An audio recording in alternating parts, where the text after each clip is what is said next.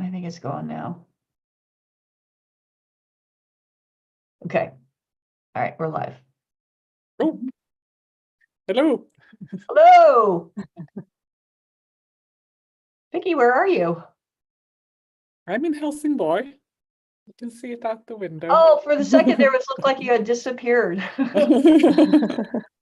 I was just under my desk. Oh, you were under your desk. Okay. Well, hey, everybody. Welcome to the Weekly Roundup on this last day of May.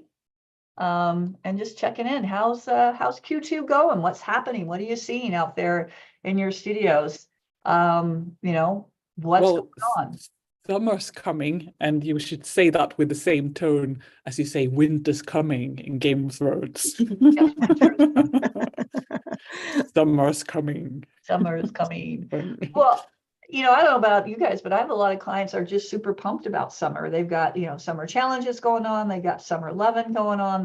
They've got all kinds of fun stuff going on. Also, summer is a great time to do those because, as we say, summer doesn't have to be less revenue. Yes, it slows down a little bit, but it's also a time where maybe you can get some of those like cleaning projects done, right? And some of those projects that I don't know about you, but I don't know about you guys, but I don't know, maybe it's because it was lighter later or whatever. I just would get in and do those grubby little projects that always need to be done and you just never find the time to do it.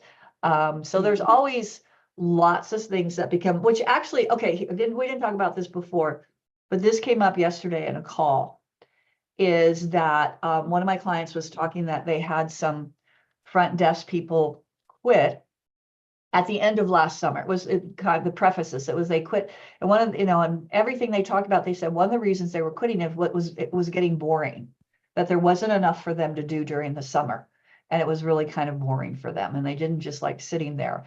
And the studio manager wanted to perhaps preempt that this summer. And I said, first off, I'm pretty surprised that actually everybody actually told you that you're quitting me partly because you're bored, but she said, I appreciated their honesty.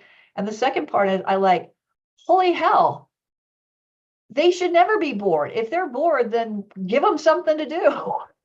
Right? There's always something to do in a yoga studio. There is always something. I think I painted like a mile of skirting boards in my first summer. Well, one of the things we talked about is kind of dividing things that drive revenue versus things that are just more like appearance things, right? And we want our studios to have a nice appearance, but I listed out a whole thing of things that they could do, and they were like, oh. So one of the things I suggested, okay, what about if they check in with every single member via phone this summer? Every single one of them. Make a list, download your membership list, call them up, have a conversation, do some phone scripts. And then that led into, oh, well, maybe we could divide it into different types of, frequency, the people that come a lot, the people, so from just what can they do, we came up with like a whole bunch of stuff that they could do around member retention. And then that even led into the conversation about, well, what are they doing? They're on direct membership and they have a whole slew of emails in month one, but then nothing. I was going to say that there is always another email to write. And we have the 2-year email campaign map. You two are familiar with it. I thought I would just show it on screen here, just to show how scary it looks and how much work is involved. It's not scary. You do it bit by bit, but look at this. Yeah, I have to even zoom out even more. Look at all these emails. No, 75% was good. These are just your basic campaigns. All of these, every single line here represent an email. There is your membership retention, value in education. I mean, I would add to this like a win back campaign if you don't have it. There are all these funnels that you could start building out. So there's definitely something to do. And we have templates and scripts for them. A lot of them, if you're already a coaching client, you don't actually have to make them all up from scratch just based on this headline there. you can actually have the scripts from us, and you just need to get someone to sit there and type them in. Yeah. And the other thing too is I noticed there were you can add text into there if you have the texting capabilities, and you can also add phone calls. I mean, I'm still a huge proponent of phone calls. I get some pushback on this. I just think that even if you get the voicemail, same thing. You have a script, and it's just as simple. Hey, this is Terry from, Nomad Yoga Studio. Just checking in, see how things are going. We're so excited. We so appreciate you here as a member, blah, blah, blah, blah. I mean, even if they don't, they probably aren't going to hear you back, but they're just like little points of stickiness, of contact, right? So you're getting them on the email, you're getting them on a text, you're getting them on a mail, a phone call. And then I've talked about this before. What about good old fashioned snail mail? If you have their addresses. Send them all a card. Send them all a card. That'll be appreciated. Mhm. Yeah, send them all a postcard. That would be really appreciated, because that's Yes, rare these That's days. rare these days, and people don't get most And of that'll be plenty to do for your studio assistants who are twiddling their thumbs. twiddling their thumbs, and I learned growing up, hashtag Terry's dad. Man, if we said the word "we're bored," we did not say that, because let me tell you, he would find something for us to do, and it was probably not very pretty. Carol, what are some of the things that you would do? What are some things you can think of that people could do? Well, what's coming up for me in this conversation is I've had a few clients this week where we've talked about protecting their time, because they feel like, they're still getting texts at 7:30 on a Friday night. And part of that discussion is figuring out SOPs around communication and creating healthy boundaries.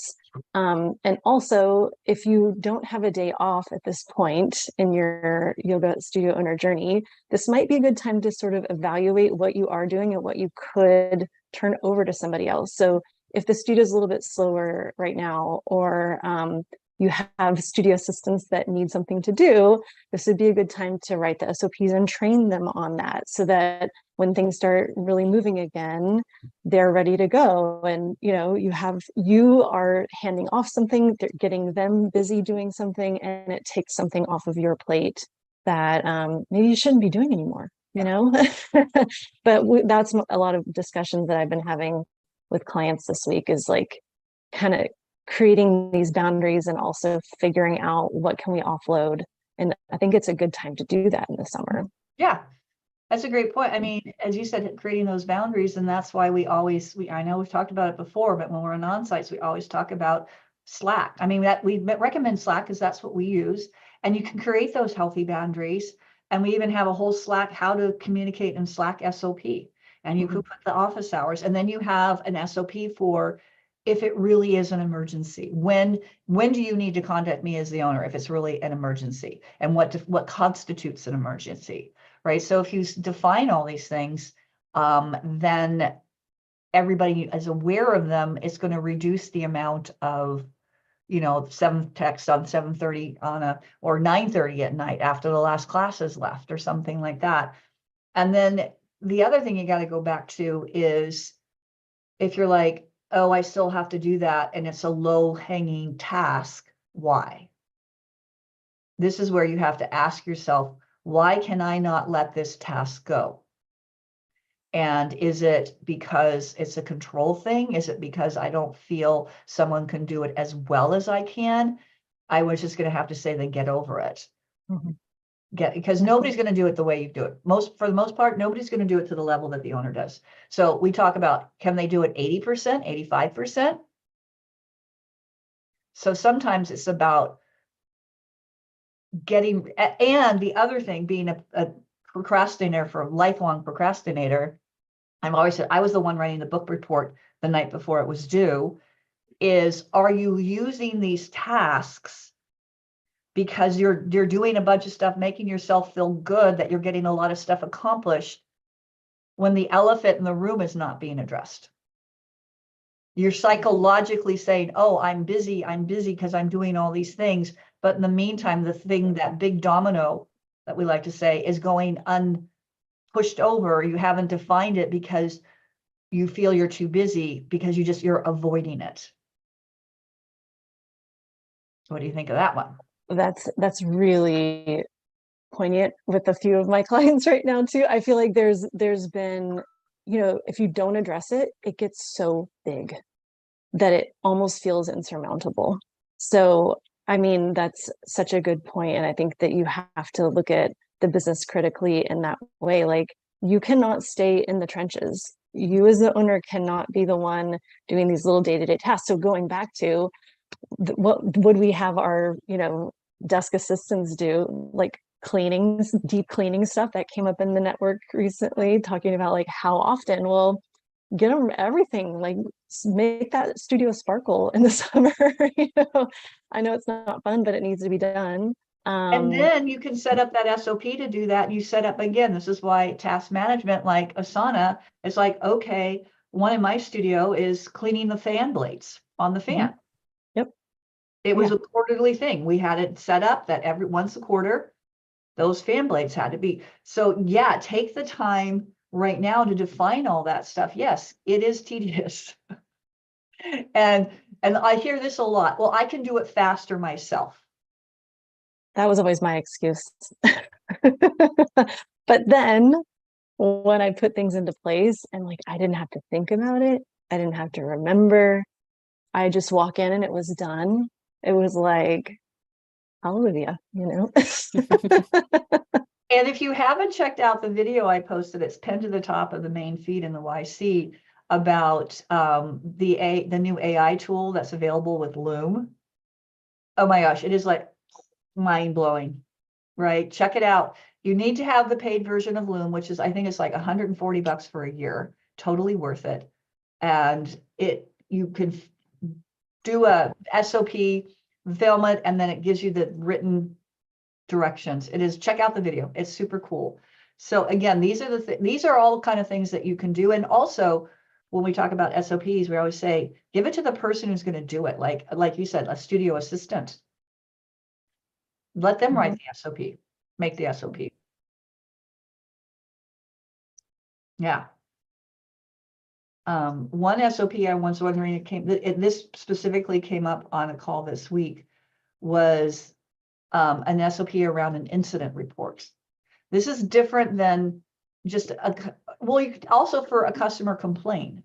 If a client complains about something, what's your process so that there is a mechanism in place for that complaint to be recorded and some follow-up, whatever it is. Same thing with an incident report, and/or accident report. I mean, it doesn't happen often, but what if someone trips and falls in the studio, or particularly in a hot studio? I mean, it doesn't happen often. Actually, one of the times it was me. What happens if someone passes out? Can you just go back and explain why should you have an incident report? Why? Okay. Very important. Good question, Vicki. It's very important to document it so that in terms of your liability insurance is going to want to know what happened. If there's, God forbid, some type of lawsuit, the person decides to sue you, particularly in this country, right? So that you document it right away. Well, because that might happen a lot later, but you want to record it right away while you remember it. You record it, exactly. You record it right away while you remember. It was like Vicki was it took the 9:30 hot 26 class this morning, passed out, bumped her head. We did blah, blah, blah, blah, blah. She said this, and this, and we gave her some electrolytes and we sent her home. Or Vicki passed out, bumped her head, was bleeding. This might happen. And we called 911. I'm a bit unfit now. Yeah, we called 911. I mean, to my staff, it was like, if you're call 911. If you need, don't hesitate to call 911. Another thing is like a suspicious person, or let's say someone said that their wallet got stolen, or whatever it is. You document it. If you can even take pictures and attach it to that, because this is all things that you do to protect yourself. So you have it while it's fresh in everybody's mind. There's a report that people fill out, all the details there. Because to your point, Vicki, let's say it is an insurance thing. I don't know about in your country, but in this country, it can take months and months and months for insurance to work its way through. And 6 months later, you're like, oh God, I don't remember about that. right? And especially if they're, we don't like to think about it, but if there is some side type of legal action, again, it doesn't happen often. And this is also why it's very important to have very good documents like liability waivers and things like that in place as well. This is where an incident report will come in happy. If there's an altercation between two students, an argument, or not just students, but with staff members, anything that is outside where it's like, we need to document this, just so we have a record of it. And having run a hot studio, I know that there are going to be incidents that are sometimes, people were okay in the end, but at the time it seemed quite serious, like somebody getting these like hand cramps. Or actually claw hands. We call it the claw hands. This is really scary. Or somebody actually passing out in class, like that's not super unusual. No. Passing out and falling over. Yeah, right? Falling over. This was before I bought my studio. When I was in the class when this happened. A woman was trying to wrap an eagle and popped her knee and just fell over screaming and writhing in agony on the ground because she was forcing it when she, blah, blah, blah. So, those are the type of things where you need an incident report. Right. And we did call 911 at that point. But yeah, I mean, we don't like to think about these things. And when you think about them, when you don't need to think about them and have the plan in place before, if it should happen, you have a mechanism in place already. You're not scrambling around trying to figure out what to do. Right. We had it for that, but we also had it like if there was improper or something with a staff member that we needed to address. So that was also like an incident report. Like, okay, let's talk about what happened. What is the plan going forward? What is the inappropriate things that are whatever?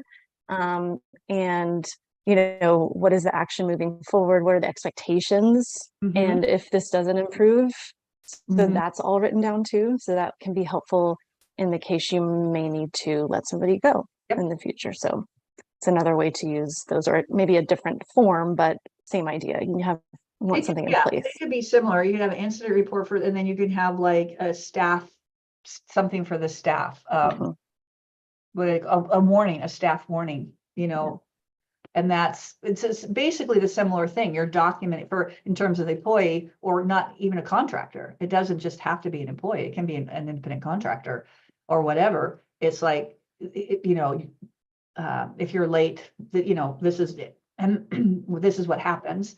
And then this kind of goes back to, what are your expectations of your staff? Right. So, okay, if you're late, this is what happens. And if you're late a second time, this is what happens. If you're late a third time, because where a lot of times people get in trouble is they don't even have those defined. Yeah. And this is the side of business that a lot of us don't like to think about. Well, also, it feels like a lot of studios don't even define, like, when does the teacher need to get there? When is the staff? Like, it's very open-ended. I'm very surprised by that when people tell me that, because we were like, this is the time. If the class is at this time, you show up at this time, you're ready by this time. Like, it was all very clearly defined. And then, that helped us with first visit flow and, a lot of the other things we needed to implement. But if you don't have that in place in the beginning, it can be really hard to get your teachers then on board to come in early and be ready. Like, they're just blowing in 5 minutes before class starts and teaching their class, and that's it. Yeah. So it's really interesting when we kind of start digging into studios and finding that stuff out. And if you're listening to this going, oh my God, I've been in business for all these years and I've never done it, you can still do it. It doesn't mean you can't do it. You don't have to be brand new out the gate. And I hear this, I've been working with some studios on this exact same, and some studios have been in business a really long time. And this is where you as an owner have to stand firm and confident, because I've heard this, well, I'm afraid if I do this, some so-and-so might quit. So they quit. It's just the reality. I have a newer client that has a male teacher that occasionally acts inappropriately, and they've counseled it, and he's still, and I'm just like, it just blows my mind that he's still there because he's so popular. Like, is he? He's popular with a certain type of client, but other clients will not take his class. So why is he still there? That's a tough one. That is tough. The belief in the rock star yoga teacher. That, and I think there's that, and there's just the fear. I think a lot of it is we've talked about running your business from a place. It never is good to run your business from a place of fear. I mean, if that means you have to scale back your schedule for a while, then scale back your schedule. I believe it's far better to have a really good staff of teachers than a loose cannon. Yeah. Because a loose cannon is where you're going to get in trouble. Mm-hmm. Unfortunately, particularly given the fact that yoga is mostly women, a lot of women, and you have a loose cannon male instructor. Just not a good picture. Anyway, so enough about incident reports. If you don't have them, do them. It can be very simple. It's just like, what happened? Who was involved? Write the details down, send it to the owner. It doesn't have to be super duper detailed. Just recording what the basic, just the facts, ma'am, for those of you who remember Dragnet.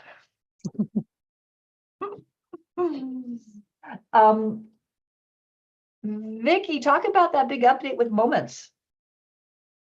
Yeah, so, well, it's a big update, but it's not exactly like a new thing, right?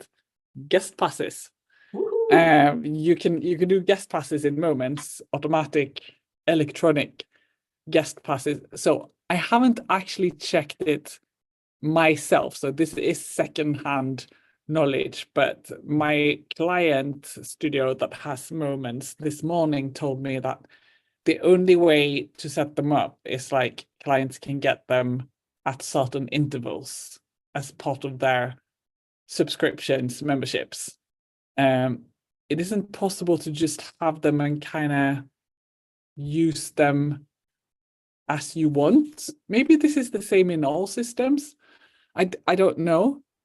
I think it depends on the settings. Like, for instance, I know in Walla, you can define how many guest passes a client gets per month or per period. And then once they use them, they can't use them. There's not any more to the next period. Per period. So there's a choice of like, it could be like one a year. Or I think, and I know in Walla, you can, Carol, can do that. I think it's like on your month. How many do you get in that month on your auto pay? I think is how. Okay. Because then that's like that's only one way of. There's kind of only one choice there for how to give them I'm not 100% sure. I mean, I know. Yeah. So what the general wisdom that we've kind of always heard is that the physical passes have a much bigger chance of getting used. People just tend to actually use them more when they're given a physical card rather than it's something that's just an email. Whether it's that they don't see the email, I don't know, but having physical ones that you actually give out by hand to your first-time student, that's what I've always recommended.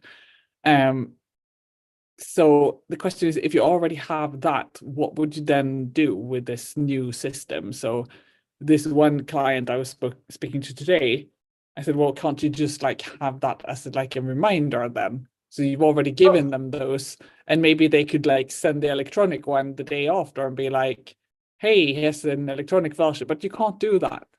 It can only be like this once a month thing.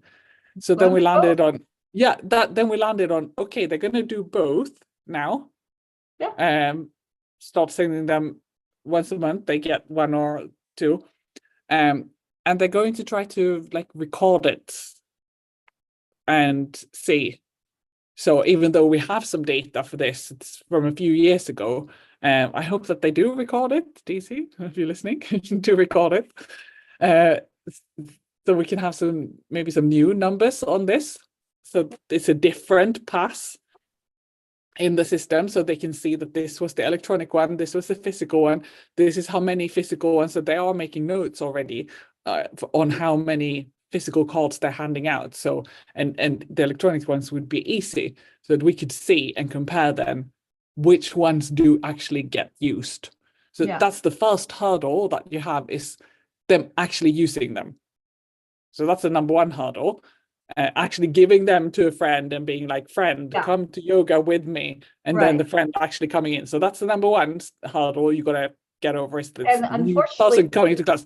And then when they are there, then the big hurdle then is you need to sell them your intro. So I know you did a post. It's not a hurdle, first off.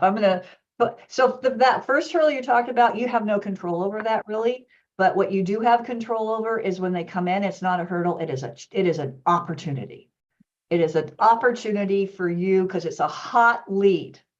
Hot, so hot, damn hot. We're going to fry eggs on your stomach hot lead. That's what I used to say when people say how hot it is in the Weekly studio. So it's a hot lead. Yes. And that's where you have to have what, Carol? When you have a guest pass, what do you have to have? You have to have an SOP in place for that. A system. Duh. Okay. A system. Yeah. How are you going to upsell them? Sales script. And train your team. And train your team. And this is one that we've talked about before, and I think we mentioned it in another roundup, is that when you think about your guest pass or your buddy pass or whatever you choose to call it, right? It has a value of one class, right? So let's say your intro, or excuse me, your drop-in is $30. Then that means that intro pass or that guest pass is worth $30. And let's say your first month of membership is $60, or your intro offer is $60. So one way, I know a lot of studios do this with drop-ins. If I buy a drop-in, I'm just going to charge you the difference between the drop-in and whatever my offer is. Do the same thing with your guest pass. And studios that have started to do this are starting to see some real success. That means, they're only paying, in some cases, $19 or $10 or something like that. And the reality is, it's a hot lead. They're there. Take advantage of it. Interesting to see some data on that. The ones who have had that offer, what's the retention on that specific cohort? I can tell you that in terms of data, in terms of the success of upselling them. I have a client that started this, rolled it out last year. Before, they were like maybe 2 to 5% conversions to guest pass, from guest pass to their thing. Now it's like 25%. Yeah. 25%, which is huge, big difference. I mean, I usually think that if you can do like 20 to 25, that's good. That's good. Yeah. That's kind of good.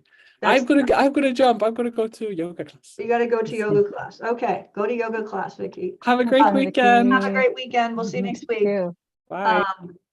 The other thing that you can do too in your system, and this is a way you can track the guest pass, that conversion, is whatever that difference is. Let's just say it's a $30 difference between that their intro normally is $60 and it's going to be $30. Set up a pricing option.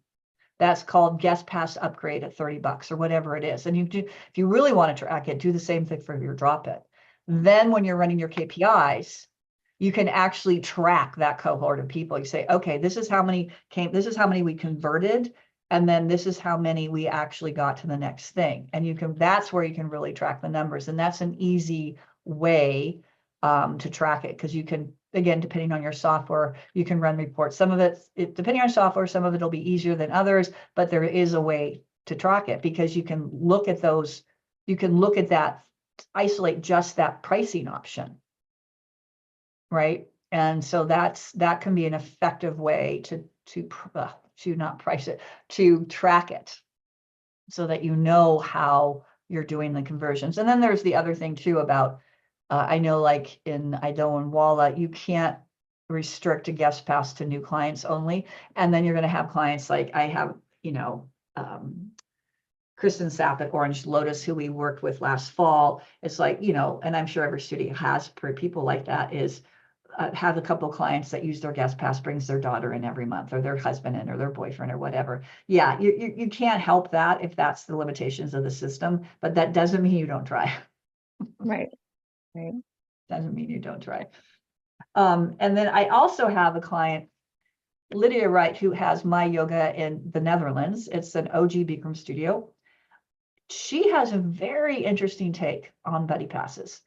And when we talked about it the other day, I thought, this is really interesting because hers really is ideally for first-time clients.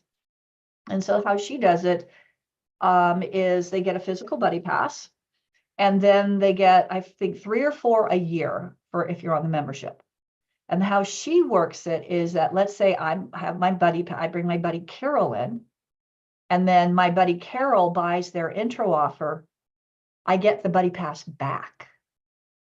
So while they only hand out like 3 or 4 a year, it could be repurposed over and over as long as the buddy signs up for the intro month. I thought that was really interesting. I think it's really interesting. But I also think if somebody that I brought in didn't buy the intro, wouldn't you want me to go to find somebody else? Like, I know I didn't get that back. I don't know. It's just an interesting question to ask and sort of think through like the repercussions of them getting it back or not, or how many. It's just interesting.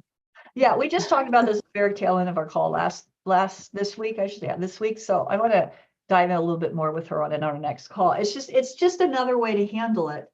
And it is interesting. Would you feel like, well, shoot, I lose my buddy pass because I didn't get my buddy to sign up for the intro month? I don't know. Yeah, I don't know. It's just, she's going to do hers is what is it? 30. It's a 19 euro difference. And so she's going to start doing that. The upsell. Sure, they get it for the 19 euros. Yeah. Yeah. So see how that goes. But I just thought that was interesting with the buddy pass. And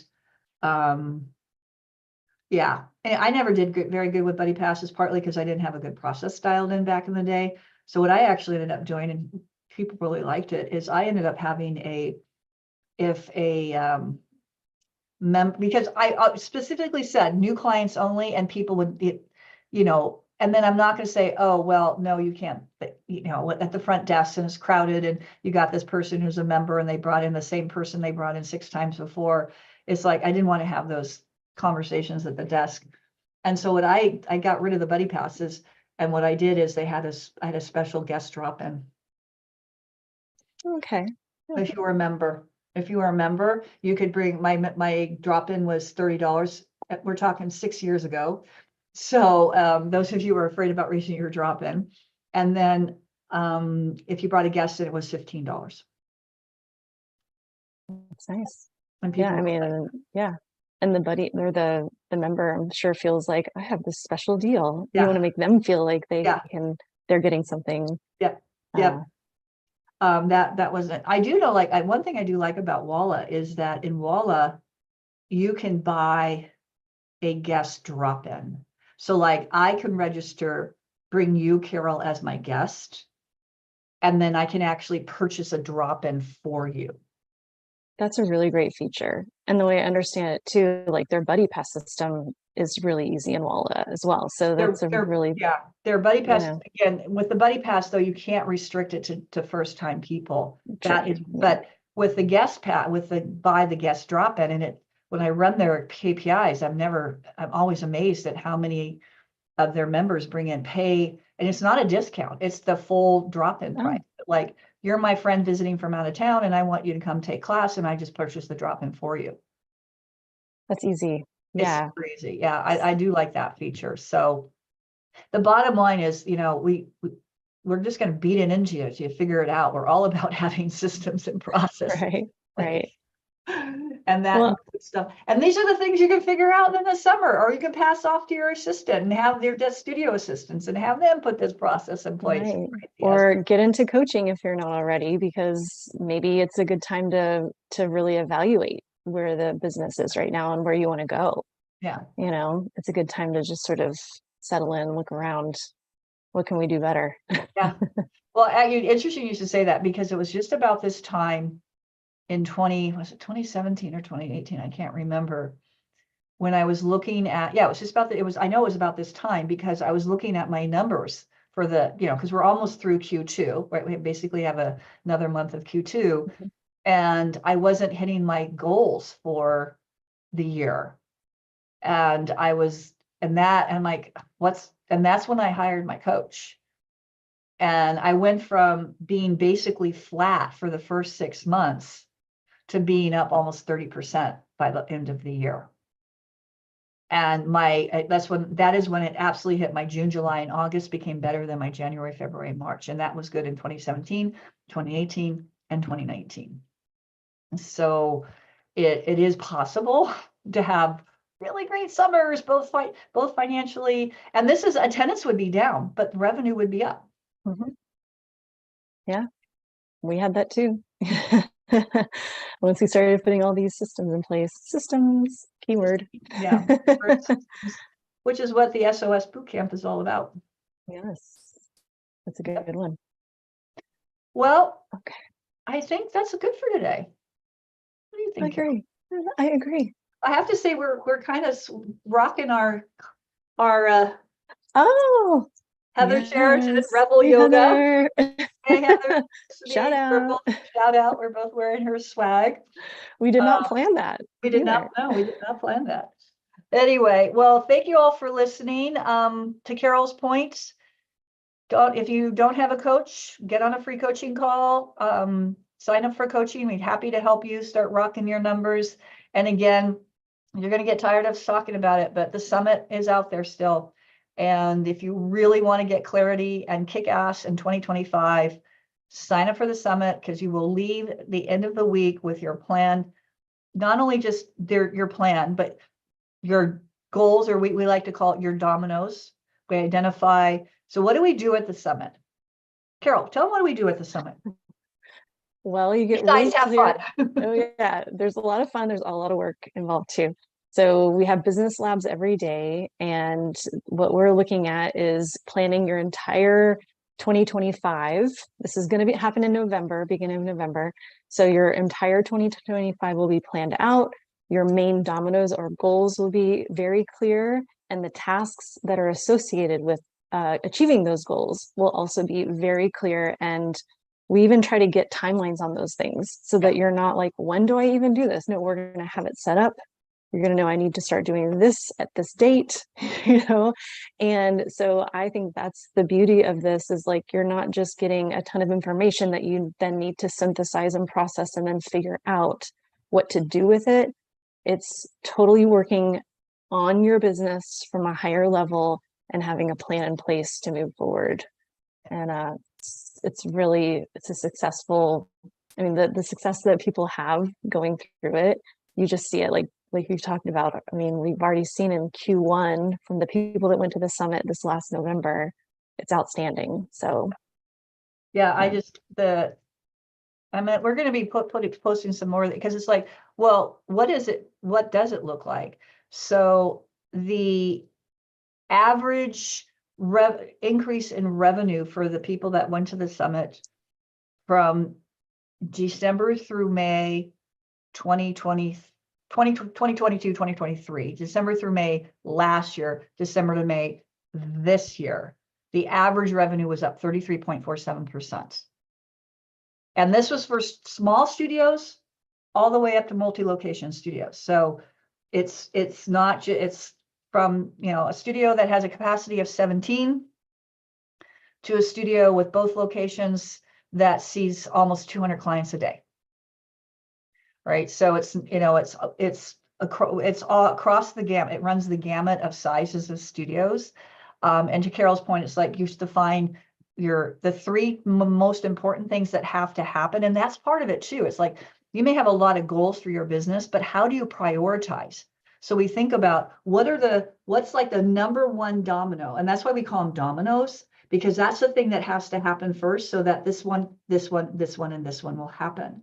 So we like, okay, what's the one thing we have to do first that's going to help us do these other things? Then with each domino, we define the strategies, as Carol said, and then we define the tactics. I mean, actually down to the nitty gritty. And then one of the things I've been talking to my clients this week about, a lot of them went last year, is asking them, what if they had to say one thing that the most impactful thing that the summit did for them in their business, and the overarching theme is the goal setting, for sure, is the dominoes, but equally is what I'm hearing from my clients is that they said it's working on their business, but it's being with a group of people who are treating it like a business, a real business, and are serious about it. As opposed, so that's one of the other, is the chance to network with other like-minded yogapreneurs who are taking this very seriously, who have serious goals, like I want to provide for my family, those type of things. So, and the inspiration they receive from being in that collective of people, and then the support from the YC team if they have something, because our whole team is there. So it's just that whole atmosphere. And then beyond that, they love to see the success they're getting. So it's like, it really does give you that opportunity to work on your business instead of in your business. Like we like to say, we do zoom out to 10,000 feet, but we also do spend some time down in the weeds with the nitty gritty. And this year we also have the managers track. And I got some clarity on what the managers track is. And Stephanie Schreiber, if you're listening, this is for you, friend, is with the managers track, if you do bring your studio manager or studio assistant, you're going to be working a lot together for sure. And then, there'll be just a few times when the managers will break out, and once the dominoes are defined, and then the managers will be working on their individual strategies and tactics, things that will help them in their job as a manager, while the owner is working on those same dominoes, but what are their strategies and tactics, so that each one of you is focused on the things that you're responsible for during those breakout sessions when the managers. So the same thing, the managers can, oh, wow, I hadn't thought about doing something like that. So they can also brainstorm with each other and get ideas and things and tips from other studio managers that are doing things, and like, oh, I think I could apply that to our studio. Right. So that's going to be the difference between the owner's track and the manager's track. Still lots of time together. But then when we're talking specifically about working on those strategies and tactics, pulling them out so that then they can come up with the things that they're responsible for. So that, I think that's going to be super, super duper exciting as well. So I love that, giving them some ownership in it, and, feeling really part of the solution. Yeah, exactly. Exactly. So that they're if they define it and they come up with the strategies and tactics that support the goals, the dominoes, the goals of the studio, then they have ownership. They're going to be more apt to execute on them and get them done. When you're involved in the process, you're way more exciting, right? Yeah. So that's what the summit's about. Check it out. There's lots of posts in there about it. You can click out the link. We have the option. We still have a few on-sites left if you want to stay on-site with us. And then also we have the option to stay off-site. You just get the labs, and the labs do include, if you just sign up for the Biz Labs only, it does include lunch and snacks during the day. You still do get our end of the week cruise, which is the boat ride it's just super duper fun. Carol's already working on the playlist for that night because she is beautiful. She has great playlists. Send me your requests if you have any requests. Yeah, if you have any requests or 80s, we like 80s. And so we do have, it's hashtag work hard, play hard. Yep.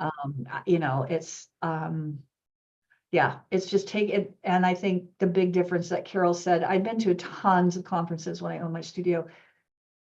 And this, like you said, your end of the week, you're like, oh, great. And then nothing happens because you're so overwhelmed with the information. You don't really have a plan. That is not the case at the summit. Not the case at the summit. So sign up. We'd love to see you there. We'd love to hang out with there. You and our whole team will be there. And I guess that's about it. See you in the YC. Post any comments below. Buddy passes, what's your process? Do you have an incident report? What's your process? Let's start talking about some of these things. And what are you going to do this summer? What are you going to do this summer? Build out some nurture campaigns. This is the time where you can get some of that stuff done. All right. Thanks, Carol, as always.